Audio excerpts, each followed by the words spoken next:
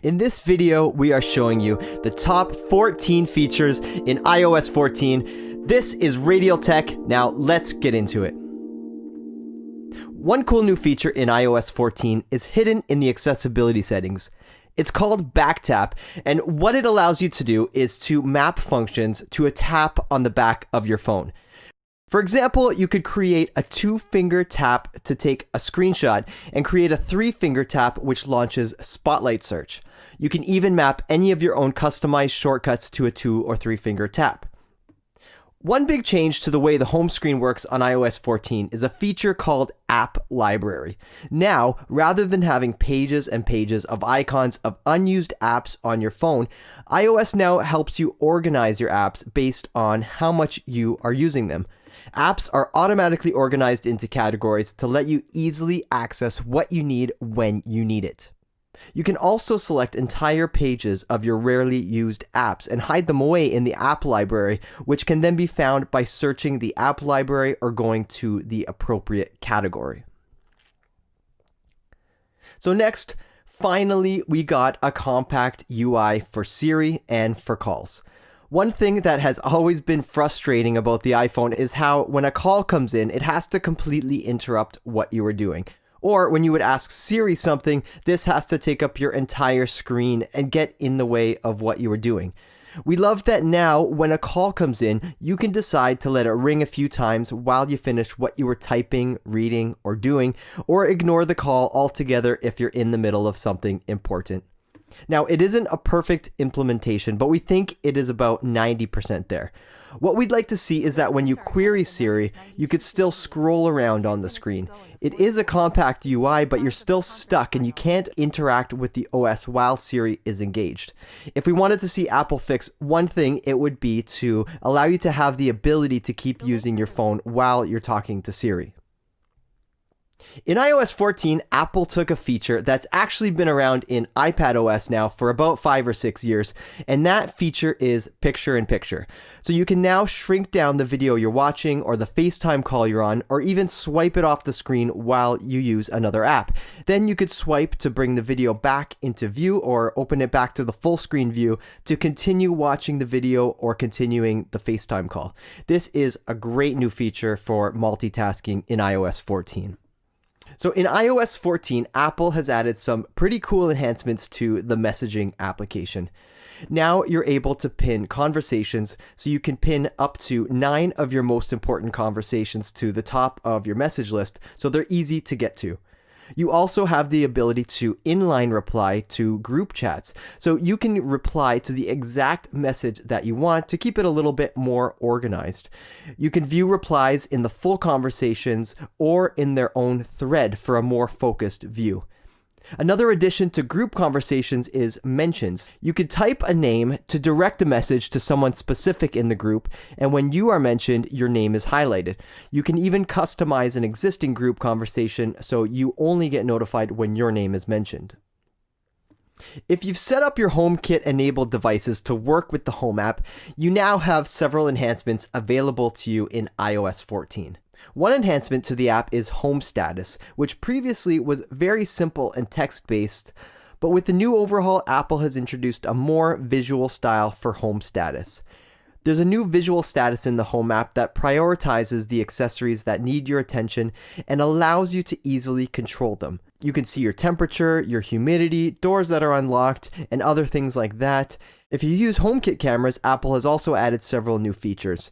They've added activity zones that focus on the most important areas that your camera sees, so you can be alerted only when there's motion in the zone you set. And they've also added facial recognition, which allows you to identify people you've tagged in the Photos app, so you can easily tag people and choose to be notified based on that person. In iOS 14, Apple has added their own Translate app, although a little late to the party considering Google Translate and some other apps have been out for some time now.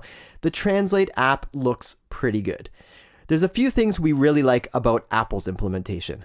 One is on-device mode, which keeps all your translations private by doing all the translating on your device rather than sending the information out into the cloud. You can also save translations in the Favorites tab for easy access, view your recent history, and save phrases you just translated. Apple has added several privacy enhancements to iOS 14. There are 3 changes to privacy that we really like in particular. First, there is now an indicator light if your iPhone is using the camera or microphone. A green dot or orange dot appears in your status bar when either are being used. Also, now when you share your photo library with an app, you don't have to give open access to all your photos to the app. You now have the ability to choose what specific photos and albums you share with the app. And lastly, another great privacy feature which is coming later this year is the privacy information in the App Store. You'll be able to understand the privacy of each app before you download it, which we think is a really great change in iOS 14. The next feature on our top 14 changes to iOS 14 is another feature that many of us have been waiting for. In iOS 14, Apple has finally allowed you to set your own default browser or email client, although you do have to choose from a list of Apple's approved browsers and email clients. At Radial, one of our most used devices is Apple's Airpods. We love our Airpods and we use them day in and day out. One constant frustration with the Airpods, though, was when moving from device to device. Because we use them so much, we found ourselves always having to pair them with the device that we're picking up. So in iOS 14 and iPadOS 14, Apple has made it so that you can seamlessly move between devices without manually switching your AirPods. So if you finish a phone call on your iPhone and you pick up your iPad to watch a movie, your AirPods automatically switch over. In iOS 14, Apple has introduced app clips. An app clip is a small part of an app that is light and fast and easy to discover, so you can quickly get what you need right when you need it. Why this is great is that you don't need to actually download the app to use it. Basically, this gives you the immediate benefit of the app you need without having to download the entire app. For example, if you want to order food from a restaurant that you find on Maps, or pay for parking, or if someone shares an app with you for a specific use, it's great because you don't have to clutter up your home screen or take up storage with an app that you are just trying out or that you might only need to use once. In iOS 14, Apple has now given us the ability to add widgets to our home screen. What this means is that you can intersort your widgets with all the other apps that are on your different home screen pages. Widgets are not tucked away on a separate screen anymore, but instead you can now organize widgets alongside the apps you want on specific pages. In typical Apple style, though, you don't have total control over where you place the widgets as they neatly fit into the grid of apps that are on your phone. Overall, the new widget system in iOS 14 is a welcome addition. We do like the Apple Watch style complication widgets, and compared to the old widgets, though they're not as interactive, they do look and feel a lot better. What we really like is the stackable widget. We like layering our most important widgets and keeping them right on top of the home screen, and also allowing the operating system to decide which widget is most important at the appropriate time of day. For example, in the morning, you might get the weather widget, or you might get a Siri suggestion right when you need it, and during the day, you could get the calendar widget while you're at work. Visually, in terms of getting information, it's a step in the right direction for iOS widgets. But in terms of interactability, we'd like to see them gain more functionality, sort of like mini apps that don't require you to jump into the main app to do more.